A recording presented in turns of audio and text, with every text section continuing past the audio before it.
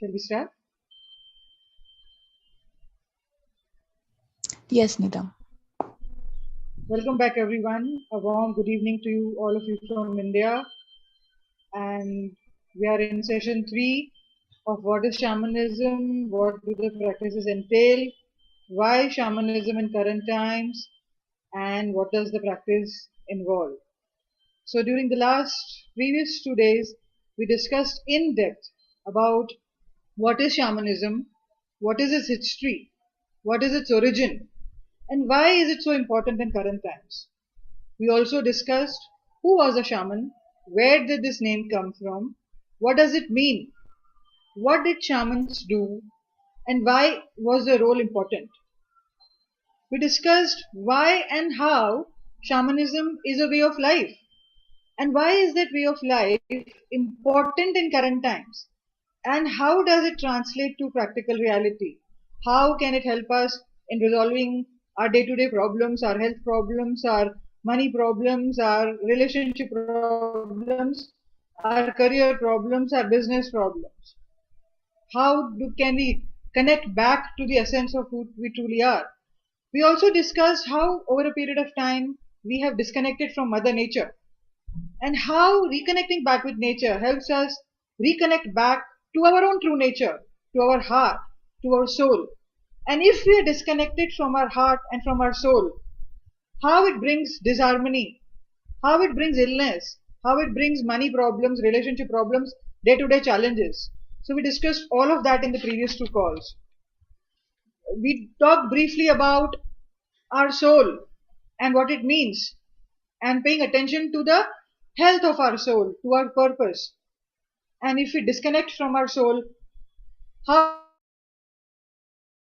there is trauma and what does that trauma do once again to our health, to our wealth, to our relationships and day-to-day hurdles. We also discussed how we keep on living a life that is decided by the constructs of society. We are born, we grow, we educate ourselves, we get married, we have children, we make money, we run after careers, we die. And how this typical construct, this herd mentality, has taken us away from our real essence, who we really are at the soul level, and why connection back to that source, to that soul, is important. We pay attention to the desires of the ego mind, but what does our truly our heart desire? What does our soul desire? What are the needs of the soul? We go back to that. We go back to basics, and how that helps us in reconnecting back to our health and every holistic healing possible on earth, and how moving away from those aspects have caused challenges in our life, have caused imbalance, not only in the ecosystem, not only in the collective, but at the microcosm, at our own level also, in our own lives as well. So, when we've lost connection to who we are, learning shamanism helps us to connect back to our own true nature and bring back the holistic healing of the soul.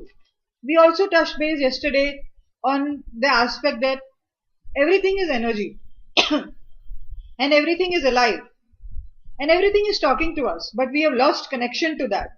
The land is talking to us, this book is giving us messages, this laptop is giving us messages. We talked about the concept of animism, that everything is alive and everything is speaking to us. And yesterday in the demo call, we did a small exercise understanding how to tap into those messages and how these messages help us in connecting back to our own core, to our own source, and heal us at a deeper level. So we did a small demo exercise around that.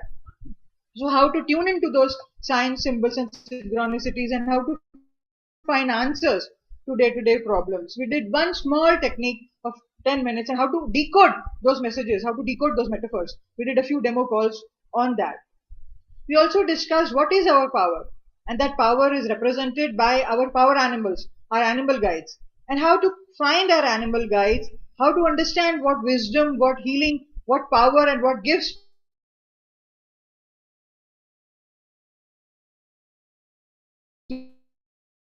they bring. And by working with those animal guides, how can we empower our lives such that our connection to our soul is also empowered and this living we are. We dived into the power. So if you've not listened to previous 2 days calls, I would highly encourage all of you to go back to those recordings they put on the Telegram group and listen to those recordings. Coming back to today, I have been receiving a few questions on how will shamanism help you and why should you learn shamanism? Does shamanism help in providing answers for this or that? So my answer is yes. Shamanism helps us in finding answers to each and every question of our life. In fact, whenever we have a problem, we run to an astrologer, we run to a therapist, we run to a healer. Shamanism equips you with the tools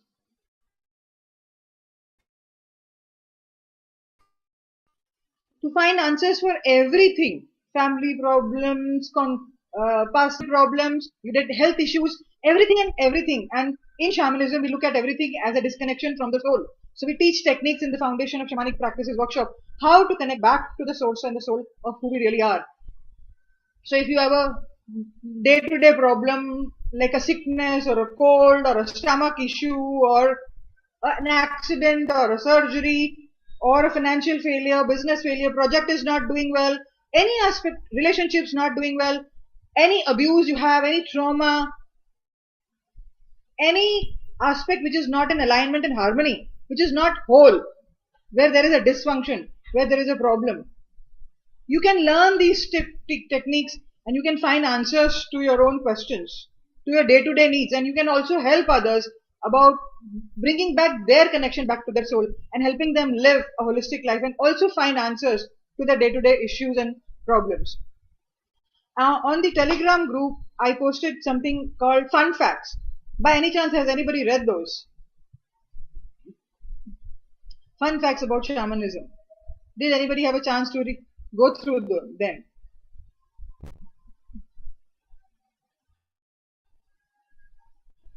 So let me reiterate those before I move on to another topic. Modern science is 300 years old. Shamanism is 10,000 years old, and in some cultures 100,000 years old. Across the globe, the shamanic teachings are finding their way back into the mainstream. Modern medicine is maybe 100 years old, maybe 100 plus years old, whereas in the ancient societies, shamans were the first doctors, they were the first healers, they were the first artists, the storytellers, the record keepers, the priests, the people who worked with plants, the people who worked with planets, the people who connected from this realm to higher dimensions. So if somebody with a problem would go to a shaman, the shaman had the capability to journey or travel into these higher dimensions, which we call non-ordinary reality, into these alternative realities, and connect with the tribes or the persons, guides, helping spirits, their soul, and bring back learning, wisdom, and healing into the life of their tribe. Where is the crop to be grown? Where is the enemy? Where should we settle down? For all these questions, the shaman was the go-to person. They were the people who studied the plants, the crystals, the planets, the connected with the soul, connected with the higher dimensions. They were the go-to person for any problem in the tribe. And with the advent of and the return of feminine way of life, the teachings of shamanism are finding their way back into the mainstream, back into our life. Because shamans were the first doctors, the first healers, the first artists, the first storytellers. So, question being, can I find solution to my day-to-day problems using shamanic methods? Yes, 100%. Can I reconnect back to who I truly am? My true authenticity?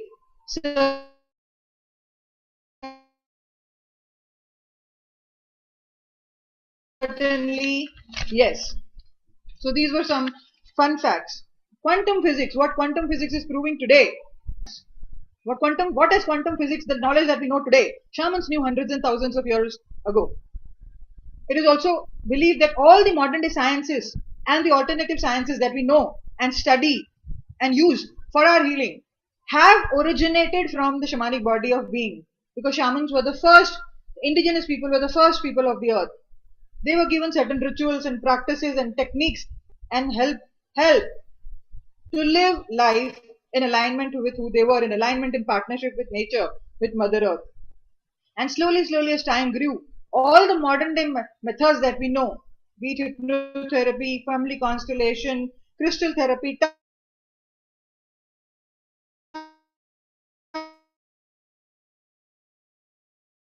therapy, astronomy, astrology, quantum sciences, all have evolved from the body of shamanic wisdom, center of the wheel. And all these folks are the remaining. We go back to our roots.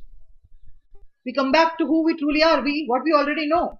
And hence I call shamanism is a way of remembering and remembering to our roots, because our ancestors lived this life and they followed these paths and these processes. And so I call shamanism as the mother and the father of all practices that we know. So this is in a nutshell what we've discussed in the previous two meetings as well. The links are available on the Telegraph group. So if you have missed out, there are demo sessions connecting with our animal guides. There are demo sessions working with sign symbols and synchronicities to find answers to day-to-day problems and connecting back to who we truly are. And also there is a lot of discussion on what shamanism is all about. So please do take time and go and listen to those recordings. This will help you understand a lot more better about what the shamanic way of being is. Before I move on to today's topic, which is illness from a shamanic perspective, do we have any specific question?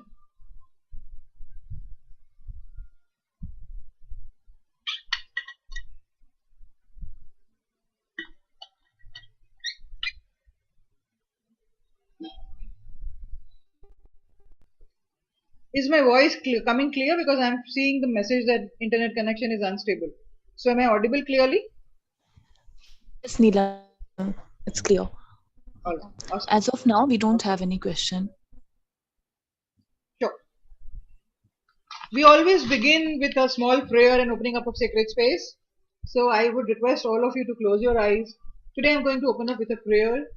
When we open sacred space, we invite all our guides, all our animal spirit guides, all deities, angels, the sacredness of all directions, the Divine Mother, the Divine Father, to come in, the ancestors of this path who have walked this road before, to come in, to hold us, to lead through us, to speak through us, to share the message in a way that needs to reach out today for these teachings to come back and integrate within each one of our lives.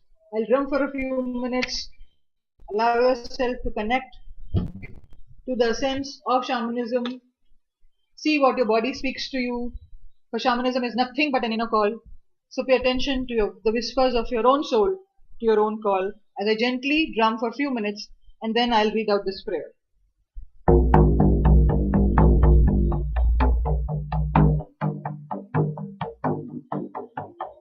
I call upon the sacredness of the east, the element of air, south, the element of fire, west, the element of water, north, the sacred ancestors and the element of earth, grandfather sky, mother earth, and the seventh direction, the sacredness of the now.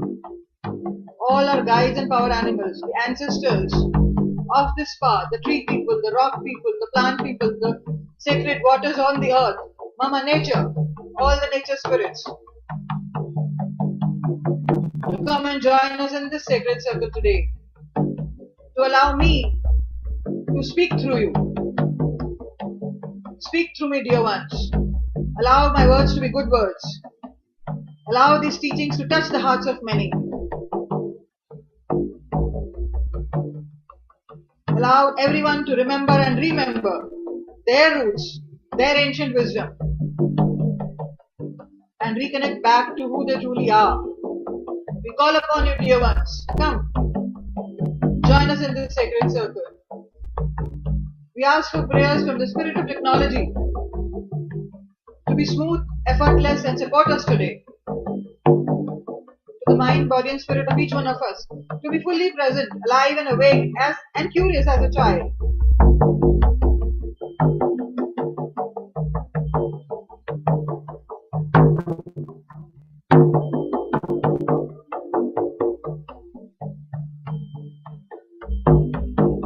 I see you, I honor you, I acknowledge you, and I love you.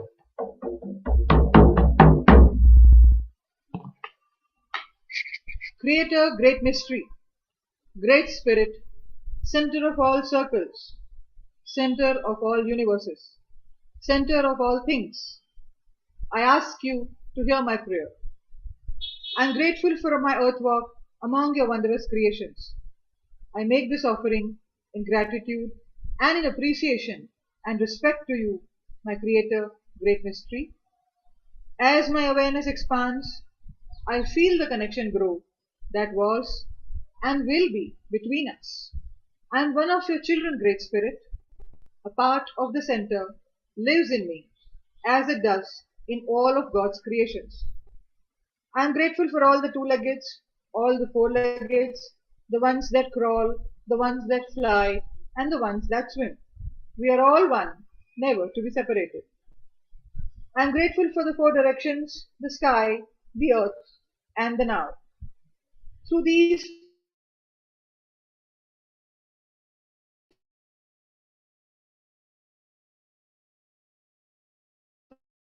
powerful spirit keepers, I have no fear of entering the wheel and exploring. Though I am small creator, guide me to a better understanding of all my relations. I choose now, Great Spirit, to increase my awareness. I choose to open the dark curtains I have hung so that I may see you in every aspect of my life, so that I may hear your voice, understand your direction, and feel the path before me that will serve my higher purpose during my earth walk. I remain humble before you, Great Spirit, and give myself up to you to be healed and freed from the crooked paths that I may have created. Help me, Great One, to create wise paths that lead to my highest good, which is also the highest good of all my relations. My heart warms, as does my entire being, as I come closer to the center. I share this warmth with others, and I see this warmth, the spirit that lives in all my relations. Keep me on the good path, Great Spirit. All I need is to open my eyes, open my heart, and look and allow your love and guidance into my life. I hope. And it has now begun. Thank you everyone for joining me in this prayer.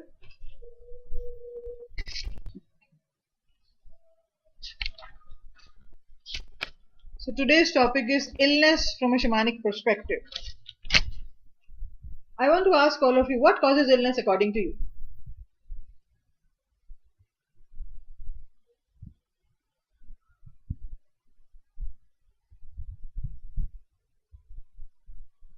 Yes, Dipali.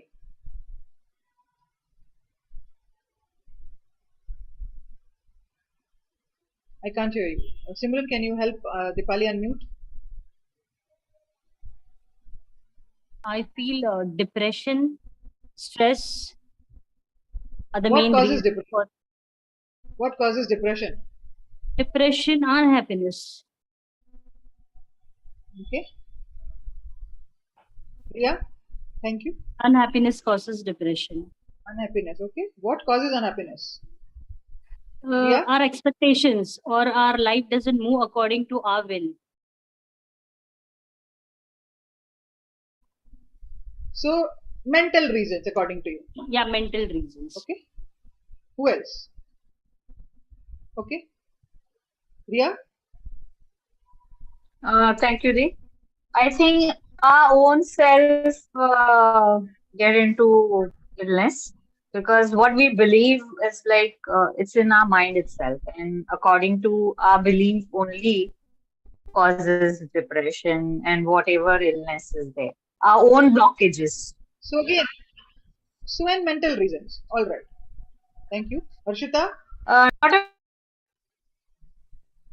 So I think incongruent, attitudes and actions. You think something and you do something else. Maybe when you're discontent, that could lead to, sickness, disease. Again, what I'm hearing is mental reasons. Okay, partly and partly are actions. All right. Minoti.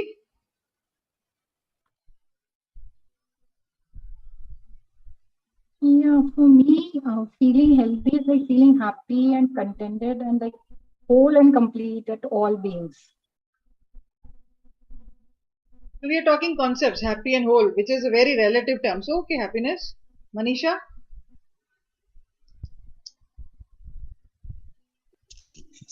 I think depression is sometimes caused due to chemical reasons, chemical imbalances. So, okay, physical reasons, we're looking at chemical imbalances as Physical, physical reasons, and we're talking about DNA, mental. genetic also sometimes. Okay. You're prone to getting depression. Depression is also linked with anxiety and So, anxiety mood. could again be mental or physical, Yeah, as you're mental, talking about physical, imbalance. emotional. It could be even karmic. You're carrying those patterns. So, correct. So, So we're talking about mental reasons, we're talking about physical reasons, and we're talking about emotional reasons. And one, somebody said genetic, and you said genetic and karmic, which is fair points. right, yeah. So The key difference, the key addition that I would like to make in shamanic perspective is that shamans also look at the spiritual reason of illness. right. What is the spiritual imbalance? So we are habituated to look at illness from the perspective of mental illness, from the perspective of mental imbalance, emotional imbalance, physical imbalance. But there is another key element which is the spiritual imbalance. And shamanically, we look at illness also from the what is the spiritual imbalance in that person's life? What is causing that spiritual illness? That is one aspect that we majorly consider. So everything is spiritual. So what is the spiritual imbalance? We were talking in the first call, like Reiki connects with universal life force energy. Theta healing connects to the DNA. Hypnotherapy connects to subconscious mind and works with that. And although all of these healing methods have evolved from shamanic ways, the crux of the difference is that everything is a soul. And that's the fundamental principle of shamanic teachings. So even we are a soul. So where is the spiritual imbalance or where is the imbalance at the level of the soul? We talk about depression, which is mental health. We talk about chemical imbalance, which is physical health or body changes or actions. Again, that is physical. We talk about emotional blockages. But what about soul imbalance? What about, we talk about health around these aspects. But what about soul health? Have you ever wondered that soul also has a health? And if we continue ignoring the health of the soul, we also invite illness. Apart from other imbalances like failures and work not doing well or any other aspect of life not doing well or not feeling fulfilled, etc., etc., etc. So depression and anxiety are also primary effects of the main underlying cause of disconnection from the soul. So our primary inquiry goes, where am I not connected to my soul? So spiritual imbalance and disconnection from the soul. These two go as primary levels of inquiry and understanding why an illness has manifested at the physical level. And does this happen over a period of 1 day, 2 days? No, the imbalance has to continue for a period of time in order for it to manifest in the body. So in the ancient times, whenever anybody would go to a shaman, the shaman would then journey. Journey is something that we will learn in the Foundations of Shamanic Practices workshop. We discussed in the first call that shamans were a bridge between the tribe and the higher dimensions. And he or she had the capacity to go into an altered state of consciousness and travel to these alternative realities to bring back healing, learning, wisdom for the community. So whenever somebody would go to a shaman with illness, the shaman would do the same thing, would travel or journey to those alternative realities, to these higher dimensions, meet the person's helping spirit, the person's soul, and ask, this person is going through illness, what is the spiritual imbalance? What is going on in this person's life that has disconnected him from the soul? What is bringing illness to this person's life? And what can be done to heal it from the root? What can this person do to realign back to his true essence? We were discussing yesterday in the call that the power of the river is to be a river, is to flow and continue being a river. Are we 100% honest to who we really are and being who we really are? I also asked a question. What happens if a river stops being a river?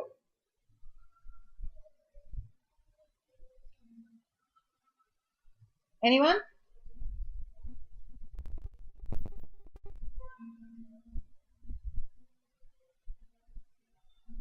People who have put their hands up earlier and do not wish to share now can put their hands down so that we have clarity who wants to share. Yes, Vandana.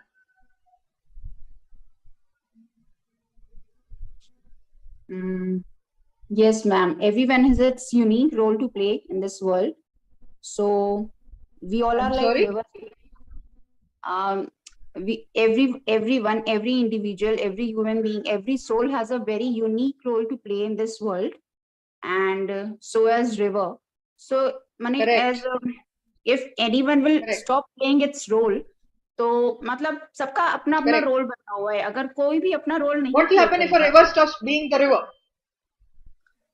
so the other parts like the further process will be stopped. What will happen Whatever to the they have river? to do, What will happen to the river? it will get stuck in at its certain place and will not be able It to will get move stuck. forward. When it gets stuck, what will happen? Stuck से क्या होएगा? It will be like मतलब it would be engrossed in its own, मतलब अपने में ही सिर्फ सीमित रह जाएगी. River's job is to flow, to go to cities, to provide water. Some people play in the river, some people drown, some people row their boat in the river, some people bathe in the river, some people use the river water. But river has stopped playing its unique role and being who she is. It gets stuck. What happens when the river is stuck? Yes, Antonia?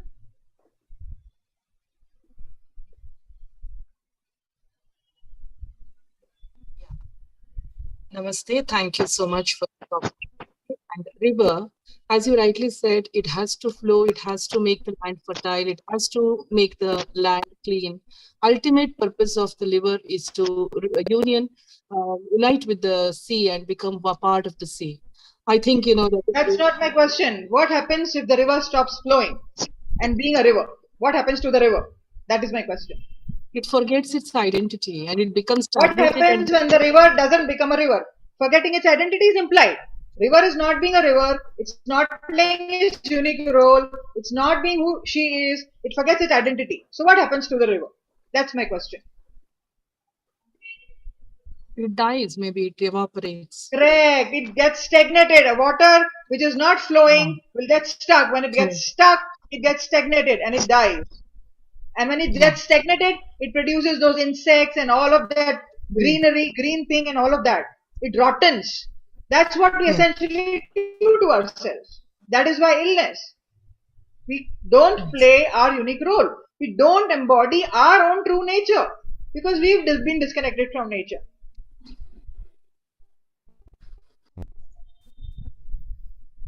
And we forget who we are. So the practices help us to connect back to who we are through various processes, of course, that are taught in the workshop. But the fundamental essence has to be clear. Why do we attract illness? Even the so-called happiness. What is that happiness? I may be making a multi-million dollars. The monk who sold his Ferrari, why? Why did he have to sell his Ferrari? Because there was immense discontent even in making that kind of money. So happiness as per the definition of the society or true fulfillment as per the needs of the soul. That's the food for thought for all of us. And that can only happen when we connect back and when we find courage. That's why in yesterday's talk I shared how we become the herd mentality. A person sees how other people are growing, grows that way, makes money that way, becomes a herd mentality. We become automated machines, born and growing older to mint money or to produce money. And then in the process we forget who we are. Because a doctor is successful, an artist is not so successful in society's terms. But what happens to the soul of the artist? People find Neelam is aggressive, Neelam talks like that. The adopted norms of the society is to be quick, soft. Neelam is nothing but that. Neelam is blunt, Neelam is straightforward, Neelam is aggressive, Neelam is passionate and ferocious. But that aspect as a woman, society judges. So Neelam will suppress her true self. But her soul essence is that, the wild one, as the wild nature. But since there is a lot of judgment and shame, in order to adapt and be accepted and not be isolated, we conform to the norms of the society. and the energy suppresses. The river of Neelam stops being the river of Neelam. And then there is stuckness. Of course, then there is unhappiness. Of course, then there is mental problems. Of course, then there is depression and anxiety. And I'm talking from experience because I have been there. And the same with financial problems, the same with relationship problems, and the same with health problems, career problems. Many people in the pandemic lost their job. But I strongly believe it is a gift.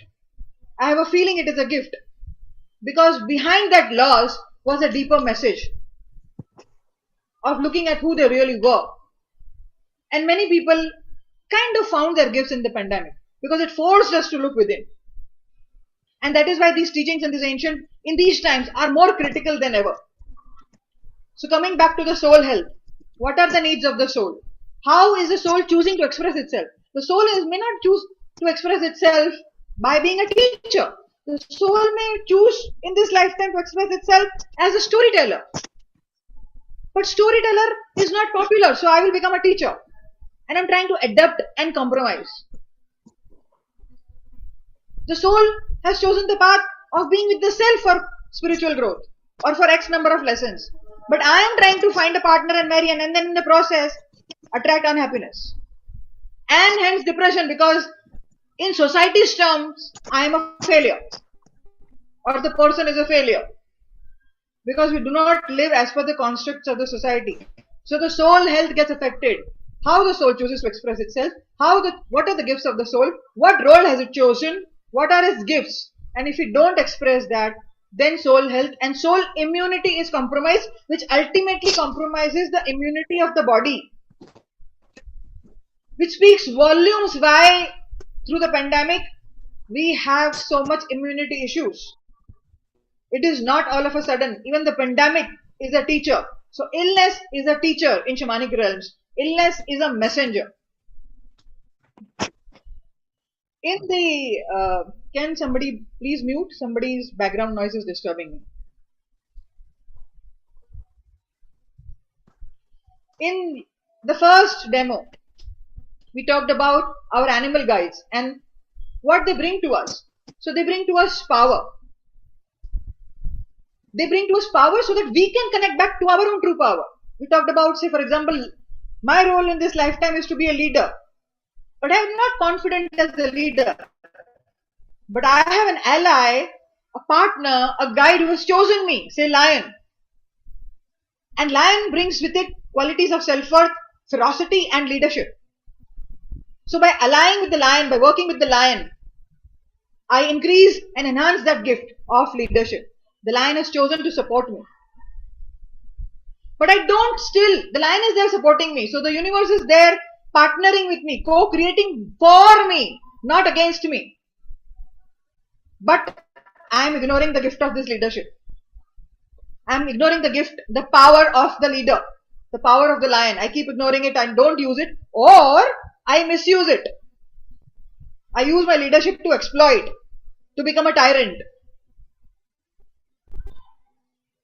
In these circumstances, when there is lack of power, there is misuse of power, or there is abuse of power, or no use of power, happens a situation which in shamanic terms we call as power.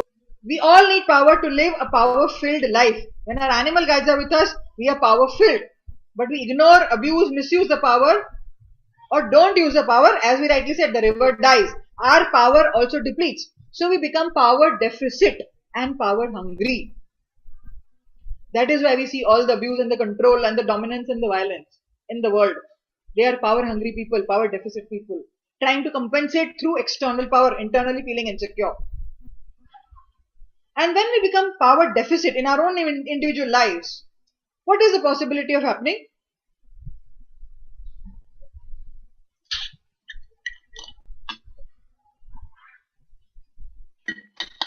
Yes, Purnima, you wanted to share?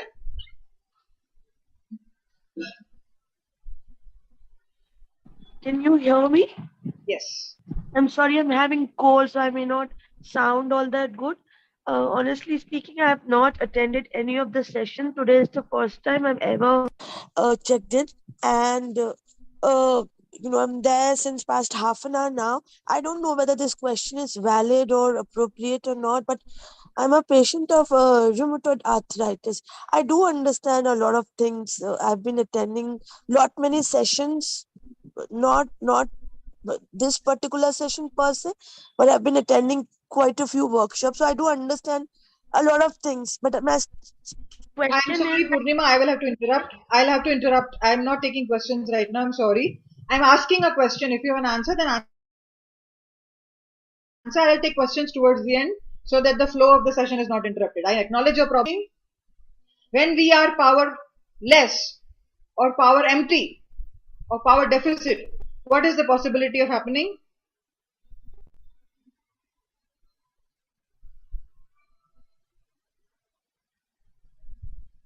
Purnima, please put your hand down so that I can know who wants to share. Yes, Ria. When we are powerless, we feel helpless. If we don't have power, we Helpless is feel powerless. we But are what does power loss lead to? What does it lead to?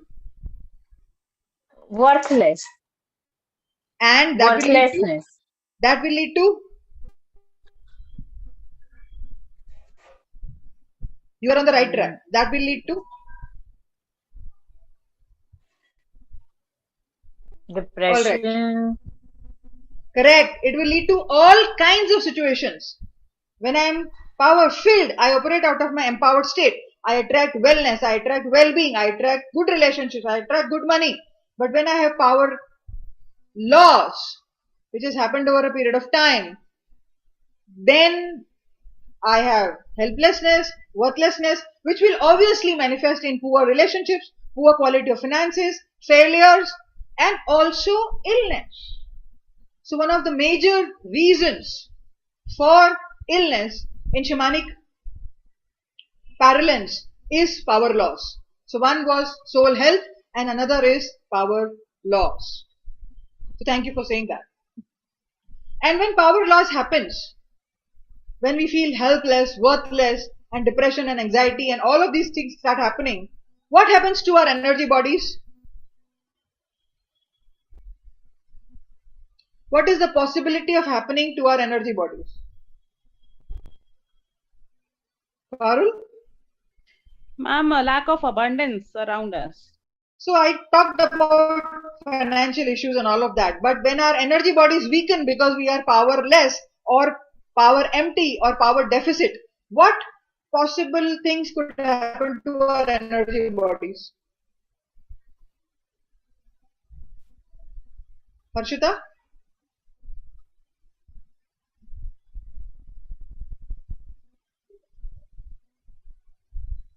Vidyut, would you like to share? Please raise your hand only if you have an answer to my question. Yes, Vidyut.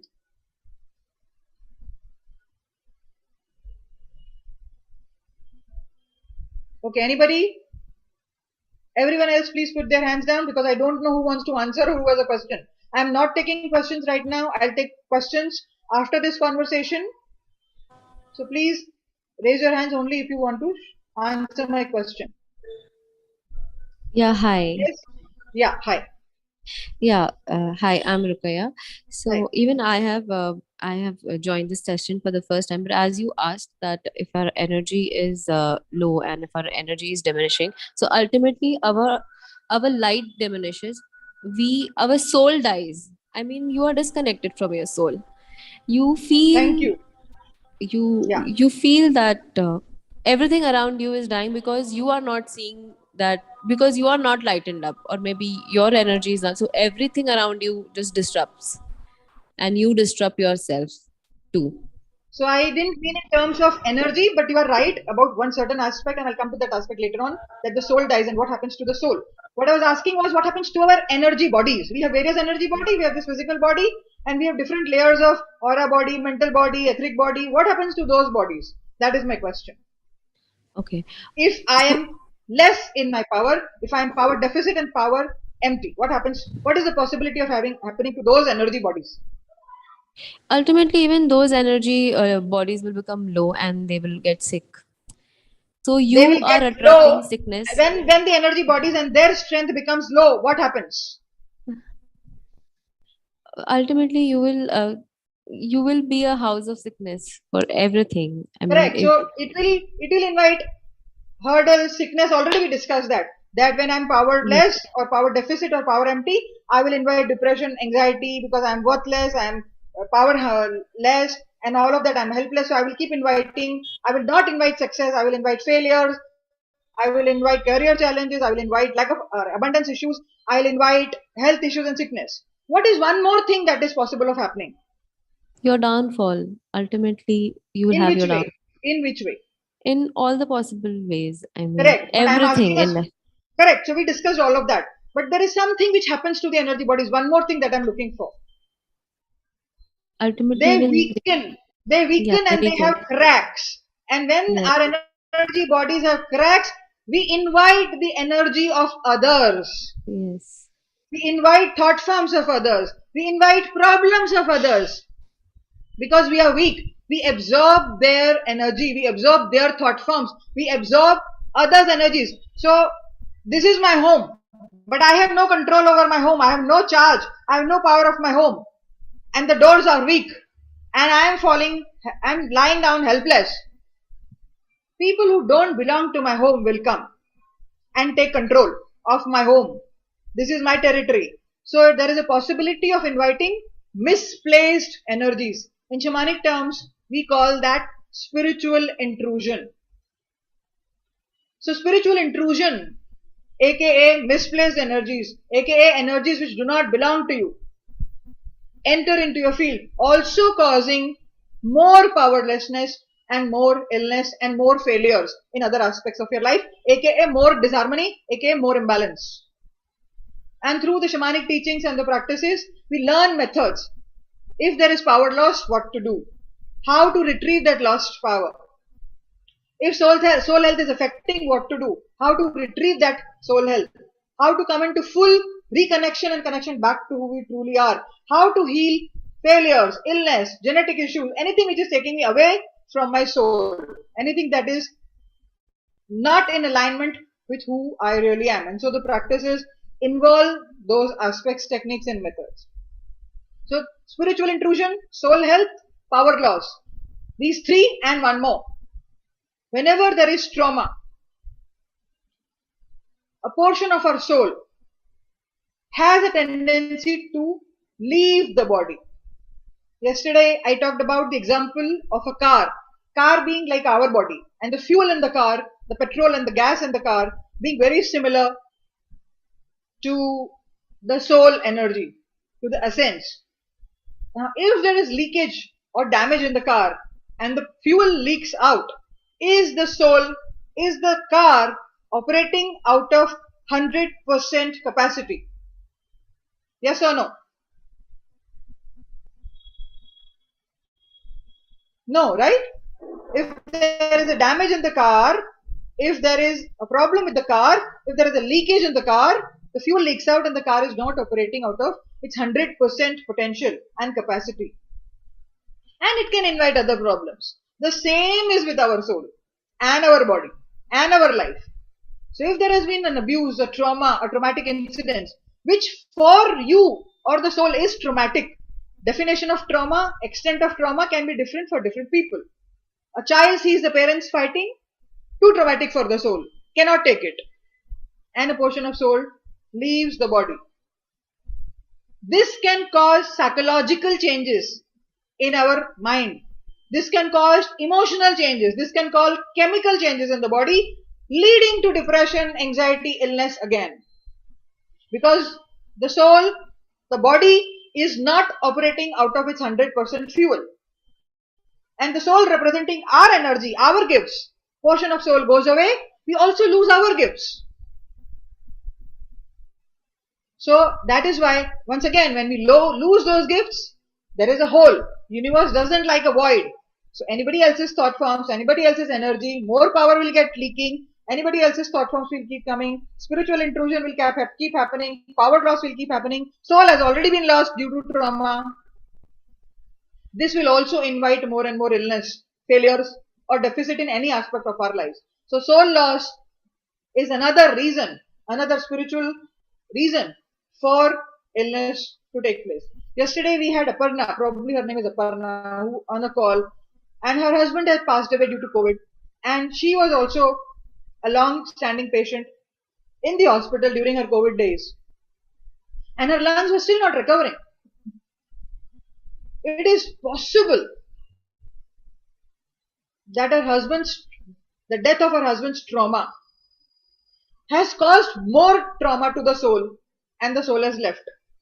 And she was, of course, in the grieving process. Lungs represent unprocessed grief. So this is where illness will continue or come into our lives. Power loss, soul loss, spiritual intrusions, or soul health. In shamanic paralysis, these are the 4 key reasons for inviting illness into our lives, and I would not hesitate for a minute to say invite problems in any aspect of our life. Health abundance, wealth abundance, relationship abundance, love abundance, career abundance, spiritual abundance. Even our spiritual journeys get stuck if these reasons are at play. I myself went through a lot of soul loss when my own husband expired last year. And then I fell ill to COVID. And there was immense death wish. Now that death wish was because of the trauma. Because it was too traumatic. He was my twin flame. He was my work co-facilitator. We taught together. Shamanic vision is our joint birthing. So there was too much trauma. Another aspect which happens in traumatic situations like accidents, surgeries, and most importantly, death of our near and dear ones. Our near and dear ones hold a portion of our soul, and we hold a portion of their soul because we don't want to let go. So somebody was talking that their mother went through traumatic death. In all possibility, the family members may be holding on to her soul part, and she may be holding on to family members' soul part. In Aparna's case also there is a high possibility, and that will continue depleting and continue causing health problems because 1, your own energy is gone. 2, you are holding on to somebody's energy which doesn't belong to you. Somebody guest in your own home who doesn't belong there. So all of these reasons can cause illness in shamanic terms. And in the 2 days Foundation of Shamanic Practices workshop, we cover all of these aspects to journey to our soul, to connect with our helping spirits, to find answers to our day-to-day questions, to retrieve the lost power, to understand why illness happens in much more detail, and how to address day-to-day problems. Instead of running here and there, we have the tools to go back to our source, to go back to who we truly are, and become healthy, happy, and whole. That is happiness, true fulfillment. So this was a nutshell about shamanism and its perspective on illness. Any questions before we move on? Then we will run through some slides by Shilpa, by Simran, and then we will take a small demo exercise connecting to illness or any problem as a messenger and understanding if everything is energy, if everything is a soul, then we have the soul of illness too, and not just say somebody has Parkinson's. So we don't connect to the soul of Parkinson's or the spirit of Parkinson's. We connect to the spirit of their Parkinson's because it is individual to them. So what message does their illness have for that person? We will progress on a small guided meditation after the slides are run. So right now, any questions?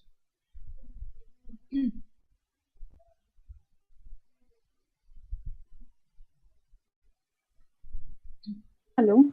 Those who wanted to share can put their hands down. Those who have questions, keep your hands raised, and or put your questions on the Telegram group, and Simran would be happy to either unmute you or share the questions from the Telegram group. Can I ask? Yeah, sure.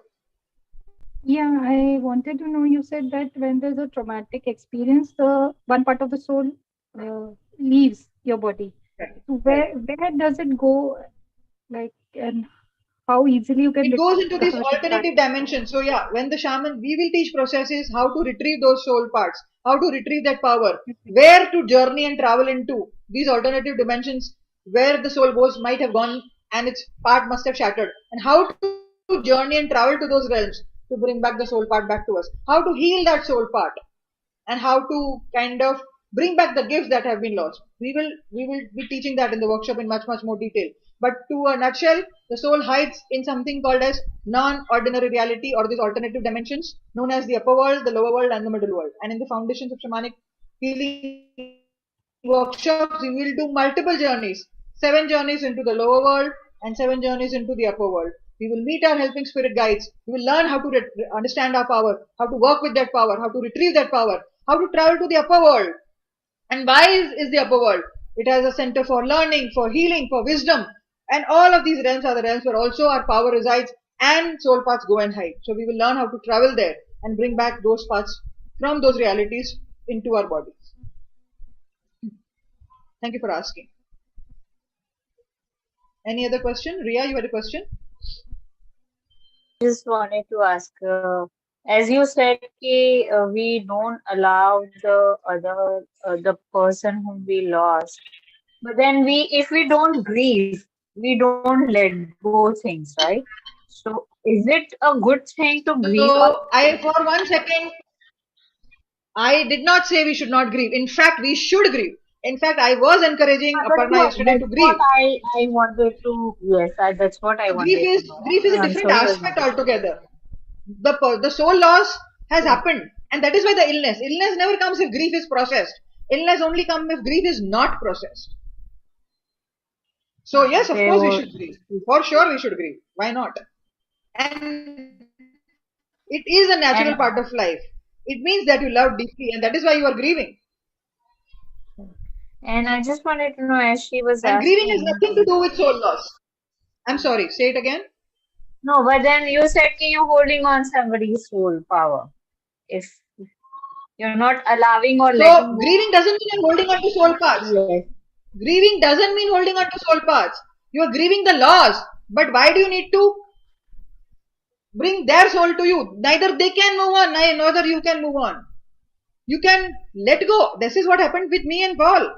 During COVID, I realized when my student fraternity came forward for help, some of the experienced students, that's why my death wish was coming, because I wanted to go to him. That is why I fell ill to COVID. 10 days my fever was not going. The death wish and the depression was so strong. Only when we did a shamanic journey, we realized, okay, I have lost my soul part because of that trauma. And he is holding on to my heart and I am holding on to his heart. So for his healing and my healing, we exchanged those soul parts. I gave him back my soul, his soul part and his heart part. And I took back my soul part and my heart part. My physical illness recovered. My grief, even after 1.5 years, still continues. So grieving has nothing to do with you holding on to their soul parts or you losing your own soul. Both completely different aspects. Yes, Manisha, your question.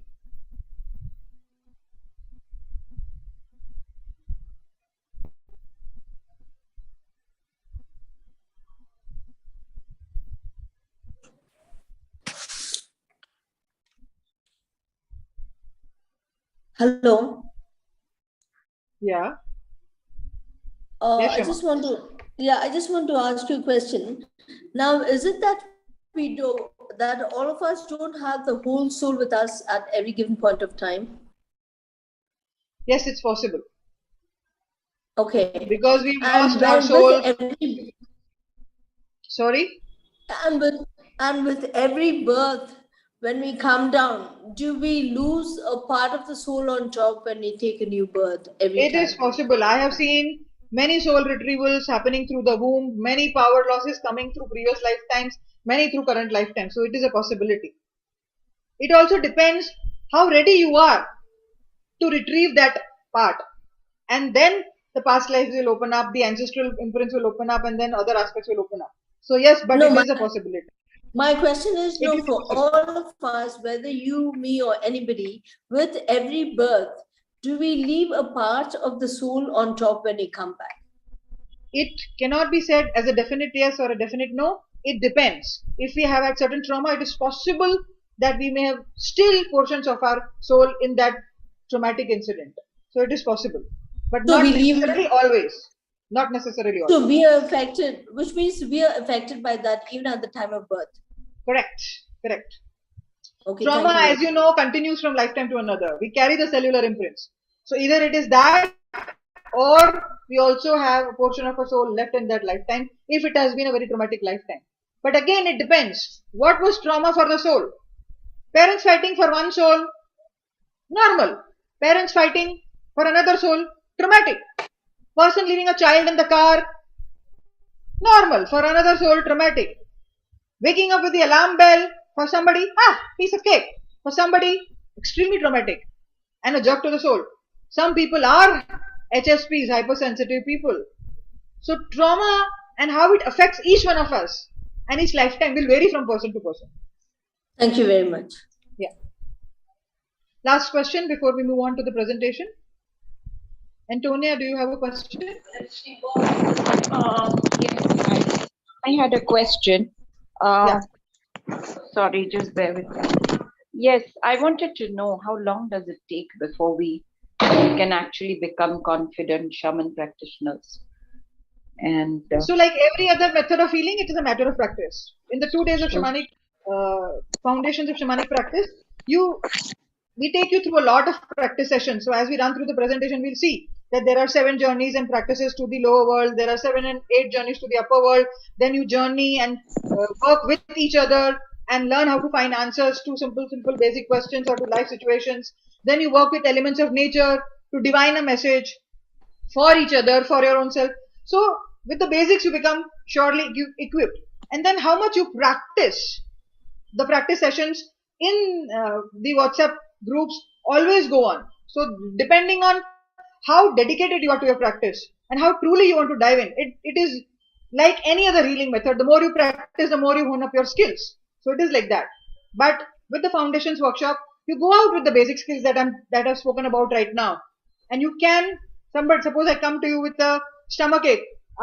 Before every workshop, Manisha, my stomach is bothering me, and I go into an IBS.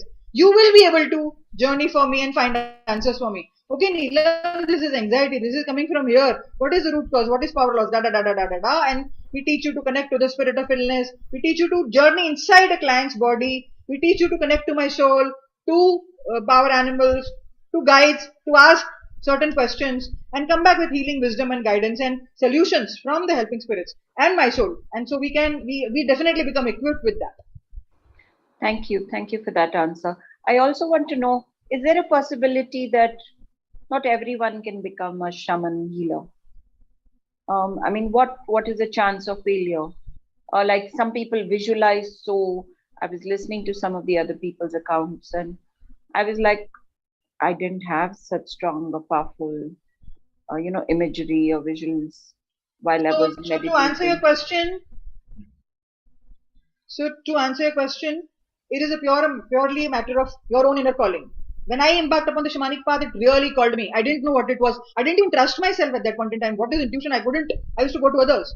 But it was still a calling and I was attracted to the path. And then following the path, it honed up my skills. I was talking about this yesterday, that your senses really develop. Your observation really sharpens. I mean, I have had people who say, I have a very logical mind. I can't get an intuition. Those people have come and learned and have integrated shamanic practices with their mainstream medicine, with their psychotherapy, with their teaching skills, with other healing practices. We have had as old as 80-year-olds in our workshops. We've had as young as 8-year-olds in our workshops. And we've had people from scientific background, from film industry, Bollywood, people who are into IT industry, maximum students. IT industry is the field of logic. Yeah. And so everybody is gifted. As I was talking yesterday, we as children are born with these gifts. Okay. The more we open up our heart, Manisha, the more we allow, the more we deepen. So some part of your trusting yourself will also come in, will also be important. I can teach you the skills, but it will be your allowance. If you hold yourself too tight, no technique will work. Reiki will not work. Hypnotherapy will not work. Akashic will also not. Thing will work. So it's the same philosophy for this also. But yes, people with ADHD have learned, Manisha. So why can't you? Why can't anybody else? Yeah. And we really break it down in a very, very simple way. And I am really after students to practice and I motivate them to, continue and deepen. So like, for example, you're in the WhatsApp group. You and Vandana have paired up. Let's say example, Manisha and Vandana have joined the workshop. They've learned. Now I put practice session. So I'll pair you up. Manisha and Vandana, you pair up with each other. So Manisha will do the journey for Vandana and Vandana will do the journey for Manisha. And then I encourage you to share on the group. And then I will give feedback. Manisha, this was the opportunity for you to deepen. यहाँ पे आप ये question पूछ सकते थे, आपने नहीं पूछा. यहाँ पे आप deepen, you could have deepened here. You could have done this. I always give those poking questions. So the more open you are to suggestion, to feedback, to learning, the more you will become stronger in your practice. This is my guarantee. And I have no two ways about it. And that support I always provide, and you can hear it in my voice, you can hear it in my passion. So no problem with that at all.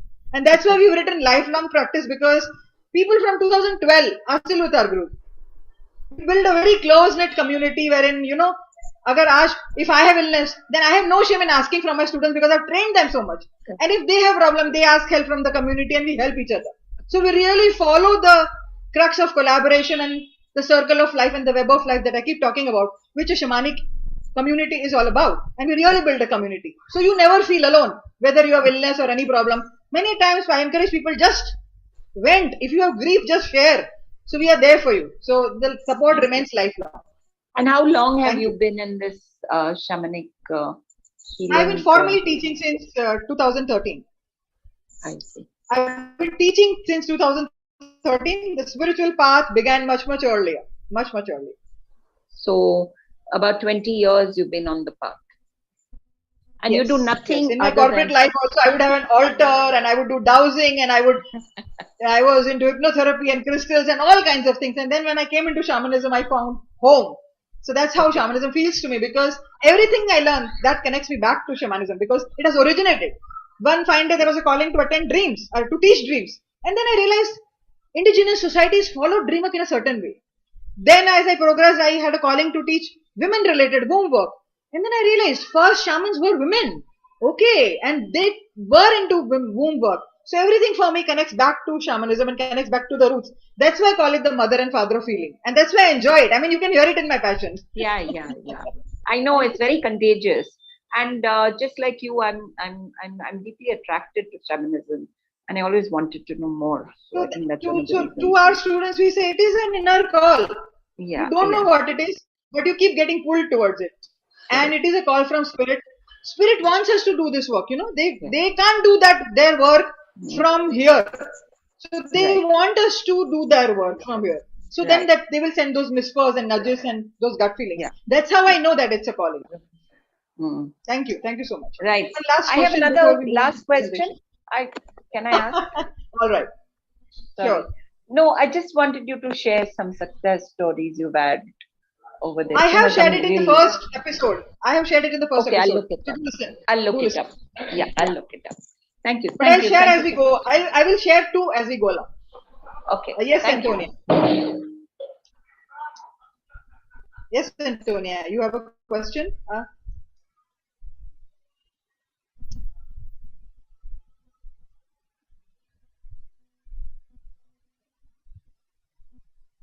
Vandana, you have a question? Hello. Antonia here. Thank you for the opportunity. Ma'am, I want to know, because when it is said that when we take this human form of life, before we are aware of it, our soul knows its purpose. But if we struggle throughout the life to understand, the sole purpose of our soul. Correct. So how shamanic practices will help us to explore this path and find the ultimate purpose of me being a human being? Thank you so much for asking. And that itself, if you have listened to the call yesterday and the before, is the crux also of shamanic teachings. So in the some part of the practice as we go along after the foundations workshop, it does focus on soul health, soul expression and soul purpose. And I'm in fact coming up with a 1-year mentorship, which is all about soul remembrance, which is about purpose, what takes us away from the soul and everything around the soul. So yes, you're very right. We are born with a mission statement. We are born with a vision statement. And that's exactly what I talk about when I'm talking about soul expression and soul health. All these aspects constitute soul health. And when we move away, then of course we invite illness or unfulfillment leading to depression and even schizophrenia or bipolar disease or these genetic problems that we call, they are all disconnection from the soul. So the practices and the processes are engaged very deeply to help us bring back to that connection. We have practices to connect to the soul self, to the lessons of the soul, to the gifts of the soul, to how soul has chosen to express itself. What is its mission and vision statement for its own spiritual growth, for contribution to the humanity. Everything we teach in the further workshop. So yes, it is a very much an integral part of the shamanic practice. And thank you for asking. When we don't follow our purpose, also we attract illness. Also, it is an important aspect of soul health. So yes, we have practices and teachings to go back to that, to understand that deeply, to follow that deeply, to realize what is taking away. So my soul purpose is my unique nature, is my soul essence, is the way I am supposed to be, like the river. The purpose of the river is to be the river. So being, but we are so much in doing. With free will we deviate. And what deviates us? Truth of our parents, truth of our ancestors, imprints from past life, truth of the society, where we become automated human beings. We follow the herd mentality. And we slowly move away from our truth. And that's what the practice is, to bring us closer back to the truth and connection to the truth of our own soul and purpose of us being here. This is exactly what shamanism is all about. Thank you so much for asking. It helped me to reiterate. Thank you. Yes, we shall now, you can put the rest of your questions on the Telegraph group and I shall answer on this forum if we have time. We shall now move ahead with the presentation. So, and please stay tuned because we have a demo coming up after the presentation on connecting to the soul of our illness or the soul of a particular problem. I'll explain the process once the presentation is over. So, over to Simran.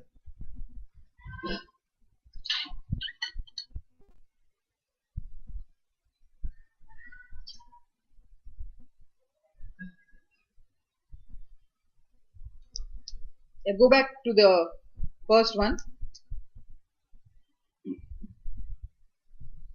Yeah, so we have two packages. So it is slowly. All right. So coming back to our own source, reconnection back to our own soul, and how that contributes to wellness, we briefly discussed. We have 2 days of Foundation of Shamanic Practices workshop, which helps us to heal ourselves and others. And we have a small workshop, which is package B, which is a 4-hour workshop focusing on shamanic divination. In package A, can you go back, Simran? You're fast.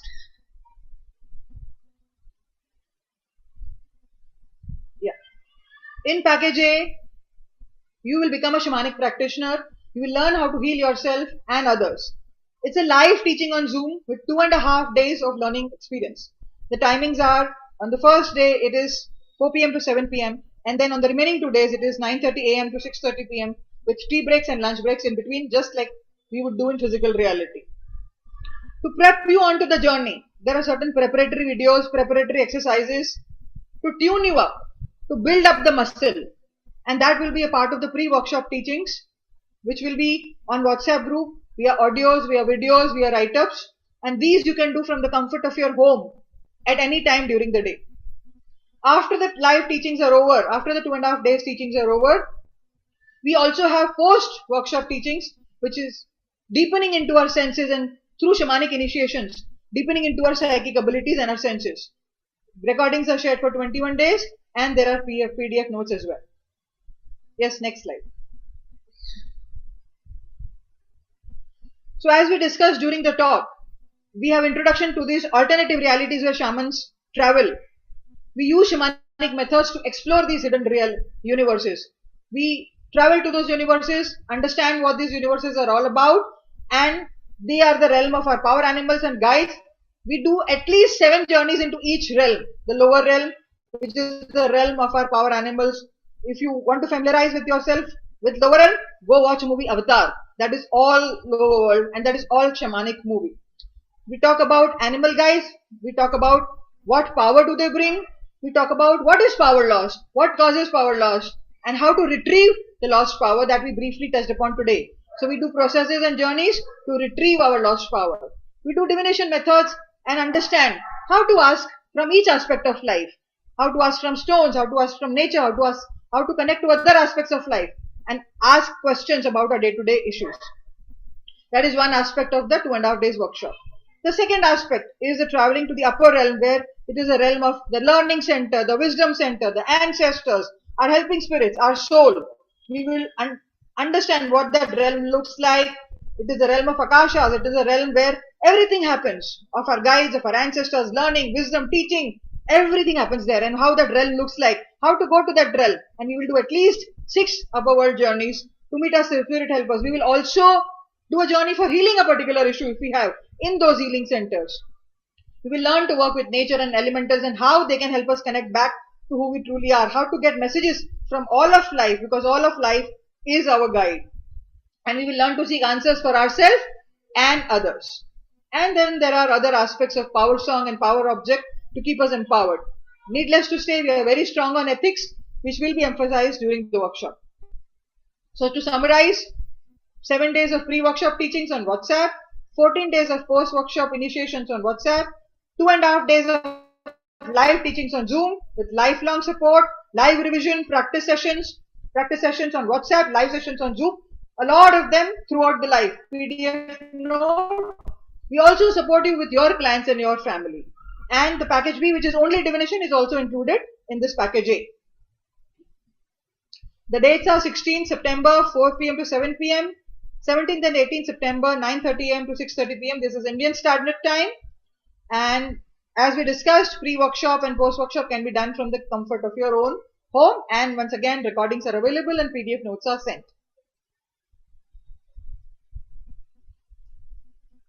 Including all the bonuses, the pre-workshop, the post-workshop, and the lifelong support, the usual price would be $76,000, which is $1,109. However, for the Mystic Lotus group, we are offering it at only $19,999. The offer is valid only till today midnight. So please avail if this path calls out to you. And this path is an ancient path, is going back to the roots, going back to remembering who we are. So it has been learned by children, by elder people, by women, men, everybody. Package B is a shorter workshop of 4 hours. It involves divining answers from stones from nature. We will learn in the practice sessions, you will also learn how to divine with clouds, smokes, and every aspect of life. And the teachings and the recordings will be available for 21 days. That's package B. Bonuses again, learn divination with unique items. With support is provided with your clients and family, and lifelong practice continues. It's a 4-hour session on 11th September from 4 p.m. to 8 p.m. IST. Recording will be shared for 21 days. The price along with bonus sessions and support and lifelong support was usually $14,000 or $205 but for Mystic Lotus and those who join through Mystic Lotus, it is a small price of $6,999 or only $103. It is 50% off, and again the offer is valid only till midnight IST. So once again, 4 hours workshop, 6,999, 2.5 days workshop, which includes package B, 19,999 only.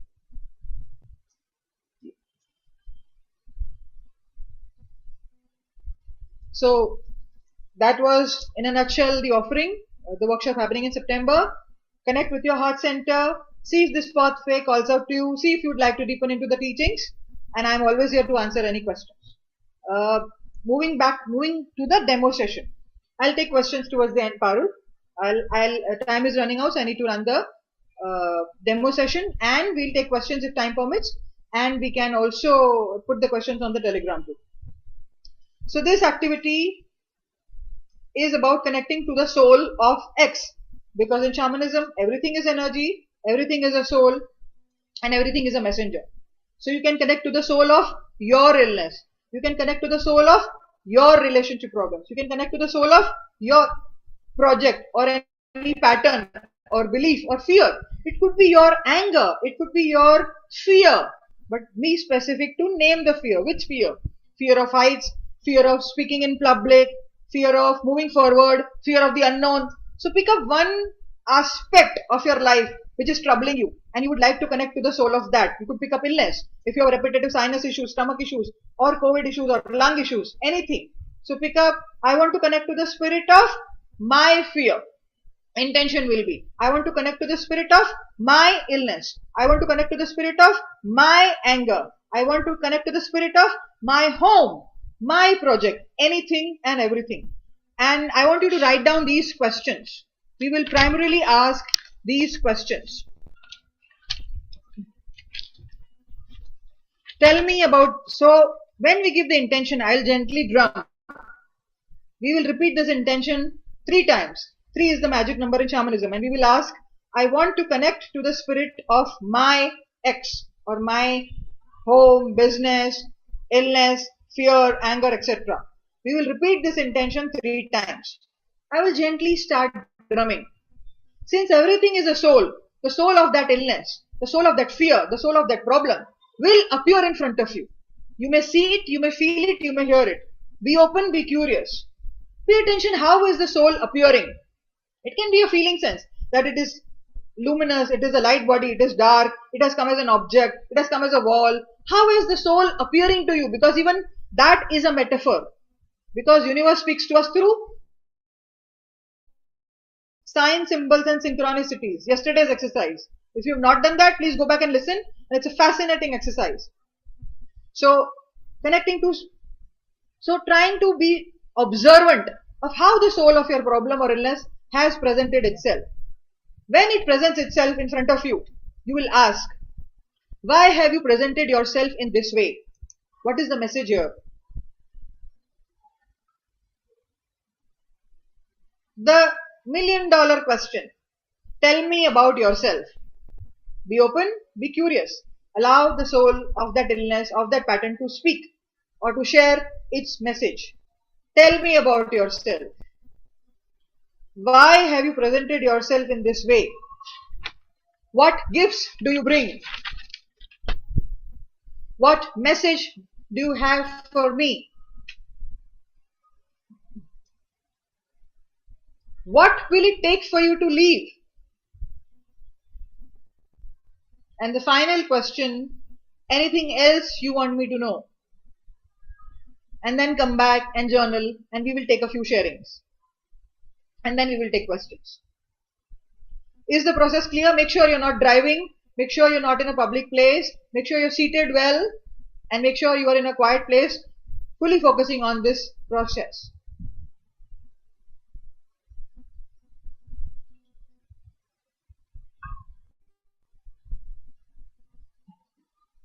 Make sure you're not moving. Make sure you're seated. It's barely a 10-minute process. You can invest 10 minutes in yourself. Everybody's clear with the process? The intention will be, I want to connect to the soul of my X. X being illness, fear, anger, pattern or problem. We will repeat this intention in our heart space 3 times. I will gently start drumming and I will keep leading you through the questions. So the questions for you are, when the soul of that illness, when the soul of that problem appears before you, you will ask, why have you presented yourself in this way? What message do you have for me? What gifts do you bring? Tell me about yourself. Why have you come into my life? What will it take for you to leave? What do I need to become aware of so that this problem or this illness leaves? Anything else that you would like me to know? The drumming will end. You will come back into your body, have a sip of water and journal your experiences. And then we will take a few sharings and then we will go to question and answers. Alright? So let's begin. So wherever you are, just close your eyes. Take a few deep breaths.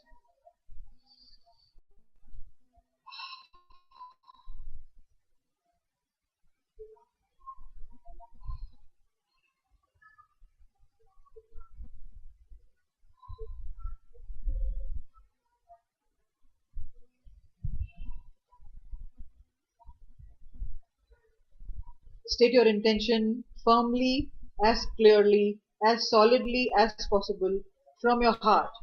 I want to connect to the spirit or the soul of my ex, my illness, my home, my project, my finances, my fear, my problem, my pattern.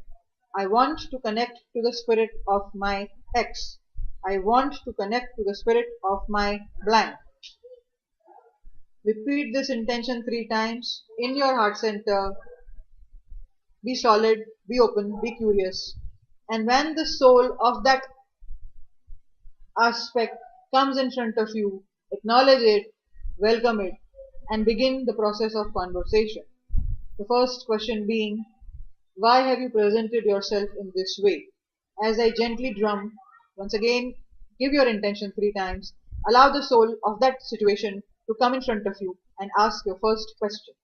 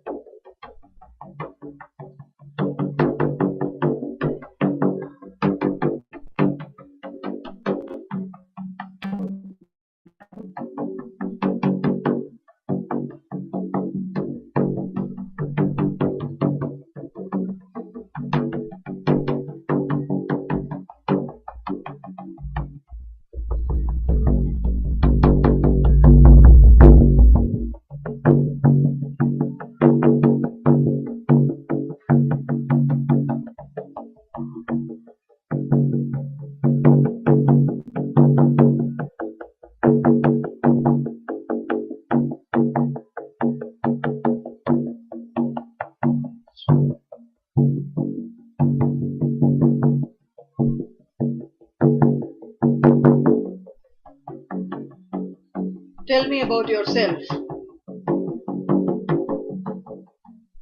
Why have you come into my life?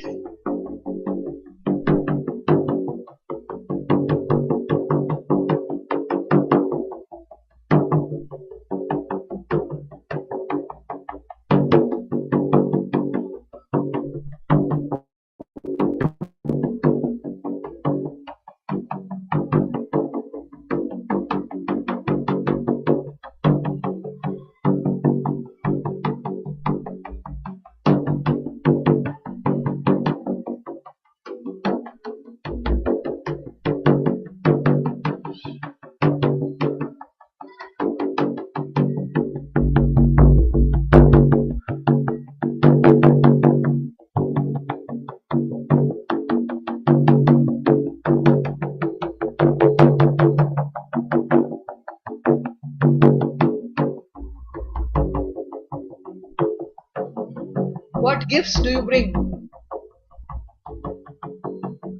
What is the gift that you are in my life?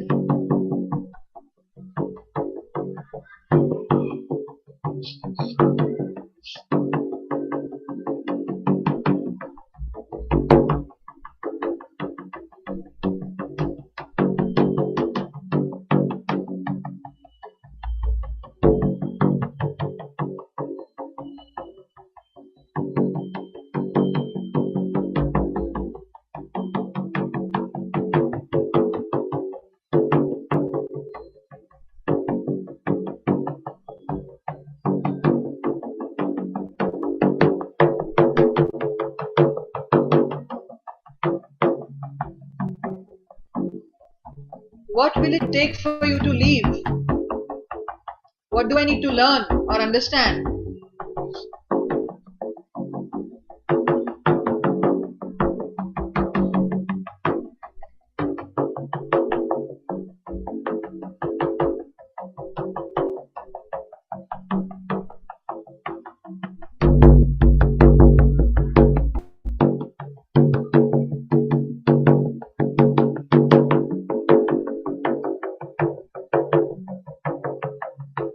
Where might I be disconnected from my soul?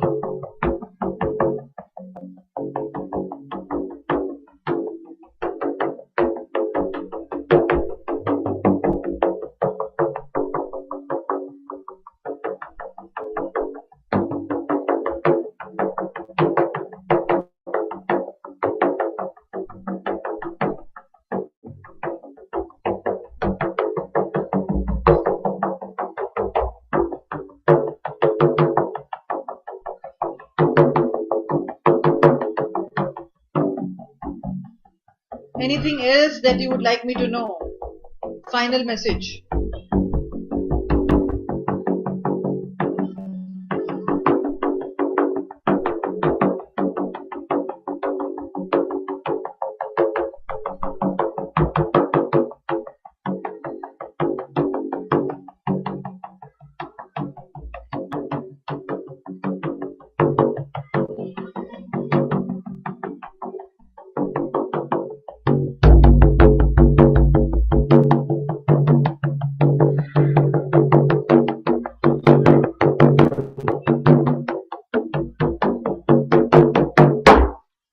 Thank the spirit of your situation.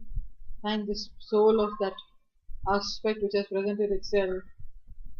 You can tell the soul, I'll come back and reconnect with you again. But for now, I need to go.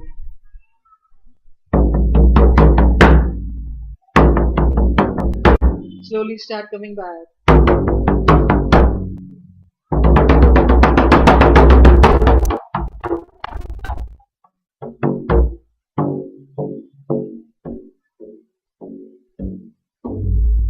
Come back to the place where you are.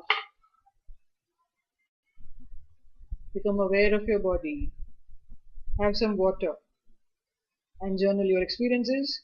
I'll put some music in the background for 3 minutes, and then after 3 minutes, we'll take the sharing and then proceed towards questions.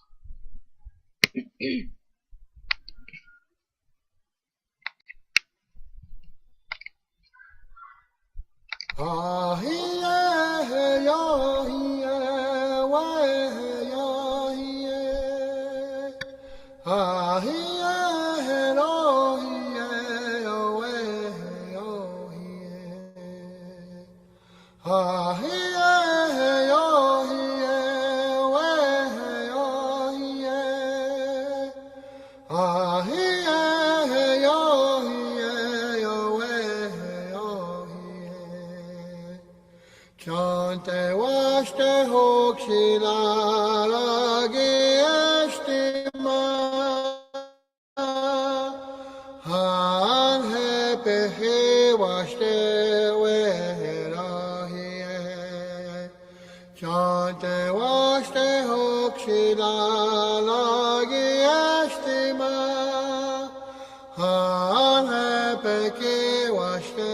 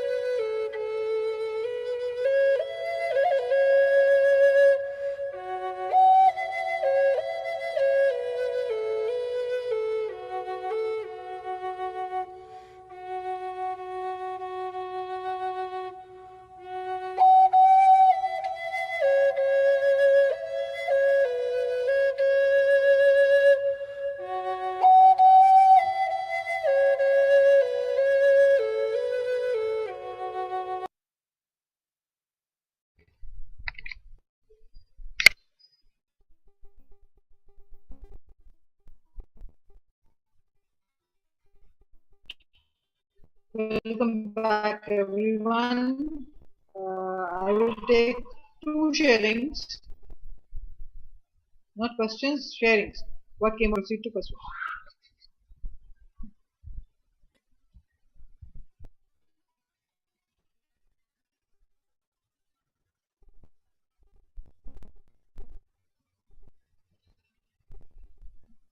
Does anyone want to share? All right. Any questions?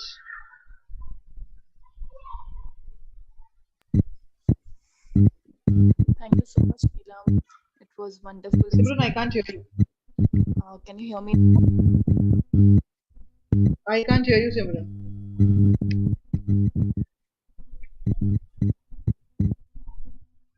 It's not audible.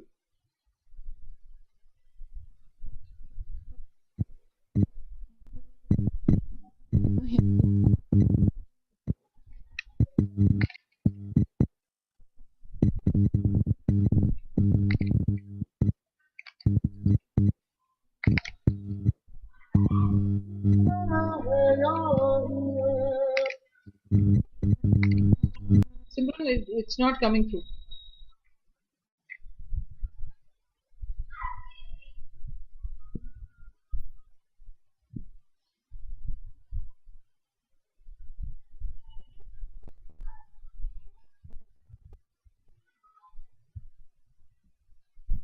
So anybody has any questions? Anybody wants to share their experiences? I hope Simran is there to unmute you. Yachna? Or you can put it on the Telegram group and I can take a look there. So yeah, hi, I'm there. Yeah, awesome. So Yes, as soon as I saw the brick road. You know, there's a pathway in my wherever I live in my residential. That yeah. Yeah, one second. What was your intention? Connecting to the spirit of? My lungs, that I have that wheezing problem, a little bit of congestion, and you know that lungs basically. So the intention was to connect with the lung problem or with the lungs? Lung problem, I said. Okay, cool. Go on. So it came. I could see the bricked road pathway which is there in my residential society only. Yeah, I just reached there and I saw a small, not small, a black figure, and I sensed it was me only, right? So it was my. How did the spirit of that illness? Sorry. First questions first. How did the spirit of illness present itself to you? How did it look like, feel like? That was the intention, to allow the spirit of that illness to come in front of you. So how did it look? So that's what I'm telling. It came. What first figure came out as that pathway, brick pathway, and did you check with that pathway? Did you check with that pathway? Are you the spirit of my illness, or did you assume? Okay, I also saw a black figure moving back and forth on that pathway. So who was the spirit of your illness, the black figure or the road? That I didn't clarify, sorry. Correct. So it is very important. The more clearer your intention, the more clearer your conversation, the more guidance you will get. Okay. And if, let's say, the spirit of your illness was the black brick road, I would ask, as I was prompting all of you, why did it appear as a black road? Okay. Why did it appear as a black lady? I was taking you through those questions, right? Why have you presented yourself in this way? And then we wait for the answer. So that will give a clarity. What does the black road mean? Okay. Okay. So the process hasn't happened properly, so I will not be able to guide you. So first find out, how did the illness appear? Was it the black lady or was it the black road? And when, suppose, let's say illness comes as black road, then you can ask the black road, are you the spirit of my illness? The black road will say yes. Okay. Why have you shown up as a black brick road? What does that mean? And then the black road will reply. And then you go on with the further questions. Okay. So that clarity has to be brought in the beginning only. Exactly. Correct. So why there is a, see, yesterday if you were there, Yashana, I'm sure you were there yesterday, right? Yes. So everything is a metaphor, no? Everything is speaking to us through stories and signs and synchronicities.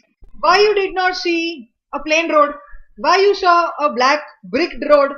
What does that represent? So I will not get into the metaphor digging right now because we did that process yesterday. But follow those guidelines as well. So what does black road mean to me? What kind of black is black? What is this trying to tell me? So once the spirit of the illness starts talking, you will get more guidance about your lung wheezing. वो है कौन? क्या कह रहा है? What is it? What is it trying to tell you? What messages does it have?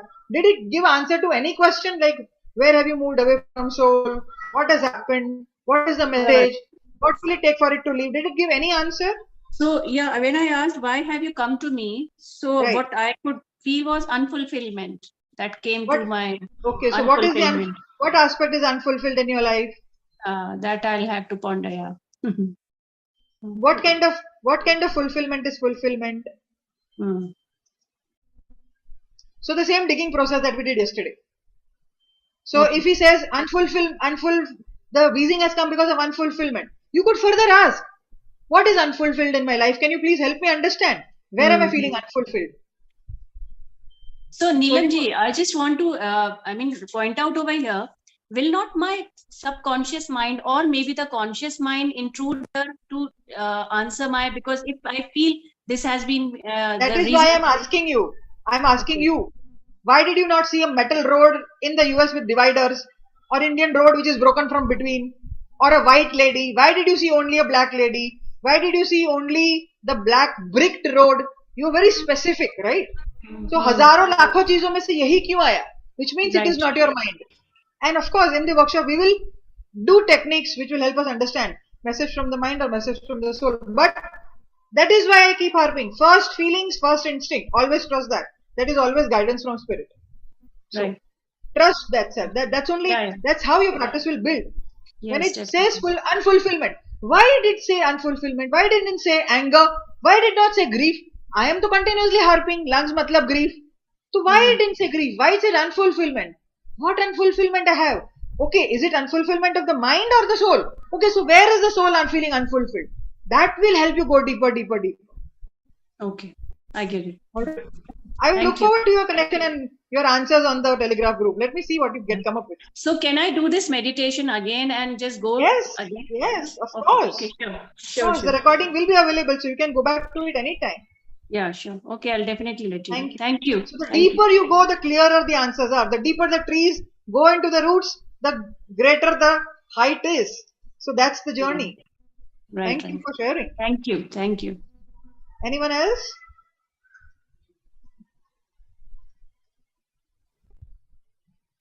Yashna, you can put your hand up. Can you hear me now? Yes, I can. Okay. We have few questions. Sure. Amrita is asking, Ho'oponopono and shamanism, is Ho'oponopono and shamanism connected? Well, Ho'oponopono comes from Huna way of living and Hawaiian way of shamanism. So it is an aspect of shamanic practice. It is not shamanism per se, but it is one of the tools of shamanic practice. Because when we talk about the fundamental principle of shamanism is to bring back balance, harmony in our lives. Ho'oponopono is one method which helps us to clear our memory, which creates imbalance. So it comes from the Huna and the Hawaiian shamanism, but it is not the entire body of shamanic practices that I'm talking about, if that answers your question. Yes, Simran, next question.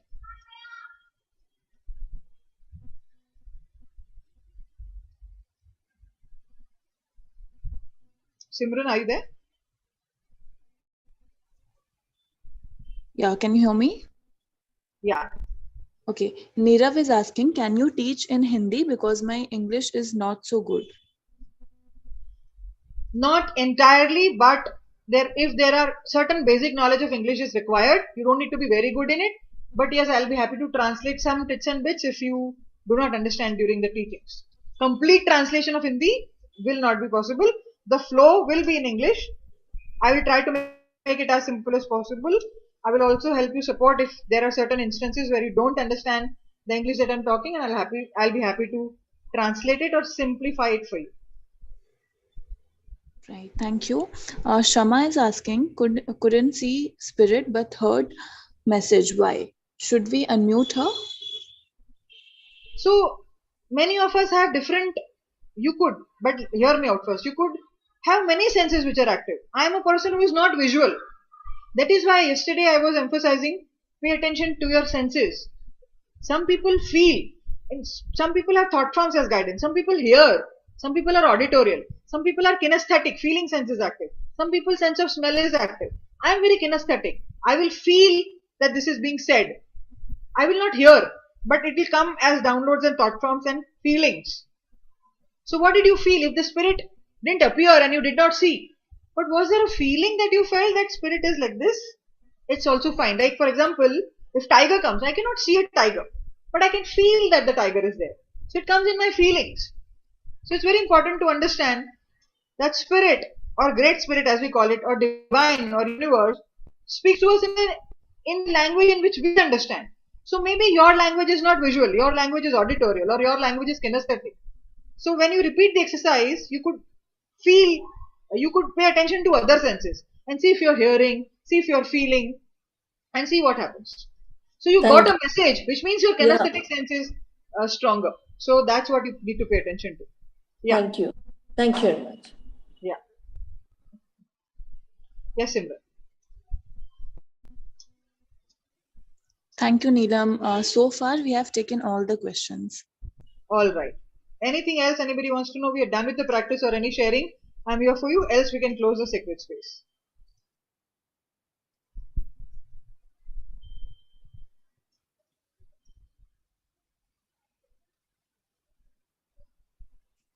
Awesome. So I look forward to having. Sorry. Yeah. Deepika has one question. Yeah. I also feel more than see things. Some say it's not because our third eye is not open. Is that true? Say it again, Simran. Devika has written, I also feel more than see things. Some say it's not because our third eye is not open. Is that true? Not necessarily. Third eye is related to intuition and messages. Our heart needs to be open to receive. In one of the advanced practices, we teach how if our heart is blocked, we don't connect to spirit, we don't connect to soul, we can't travel. It is the bridge to our soul. So our heart needs to open. Our body needs to be present. Our mind is a record keeper, and third eye is for intuition. Intuition can come, and guidance and messages can come as a gut feeling, as a body sensation, as a message that I hear, or a message that I feel. It can come in any which ways. As long as the message is coming, it's more than enough. Yes, Parul. Parul has raised her hand. Yeah. Ma'am, I just want to know, after making the payment, where the screenshot has to be shared? Simran will answer that. Parul, you don't have to share the screenshot anywhere. You will receive an email from us which will have all the details. All right. Okay. Thank you so much. Thank you. Thank you, Parul. So I'm excited to see all of you in September, diving more in depth with these teachings, sharing the wisdom from my heart. And I hope wherever you are, whatever and from part of the world or country you are, you have listened to my voice, you allowed your heart to open and understand these teachings. And if you choose to dive deeper, if it is a calling, do reach out, do make the payment, and I'll always be here with you for you to share more and more of my knowledge, which is my soul journey, which is my passion. So thank you so much for spending your time, for being here. We will now close Sacred Space. Thank you so much, Neelam. Thank you, Simran. To the spirit of the east, the spirit of the south, the west, the north, the element of air, fire, water, earth, grandfather sky from above, mother earth from below, and to the sacredness of the seventh direction of the now, to all our guides and power animals, to all of you who are present here in the sacred circle, to the spirit of mystic lotus for this collaboration, to the spirit of shamanic vision for allowing these teachings to come back to the mainstream, to the contemporary way of life, to each one of us, to the technology that has supported us beautifully today. I see you, I honor you, I thank you. I thank each one of you, and I thank all our spirit helpers, the ancestors of this path, for speaking through me today, for guiding me, for leading through me, for sharing the wisdom of the old ones and the ancient ones, for reconnecting us, for this connection that we already are, but we have forgotten, to come back to our true essence, to our soul, to our purpose, to our soul path.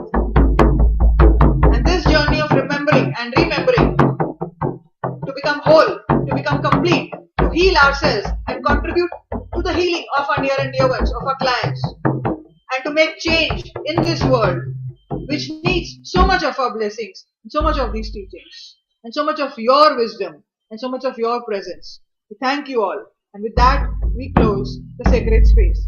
I'd like to end with a beautiful prayer which I read on day one, Walking in Beauty. It's a prayer from Navajo, which is a Native American tribe in North America.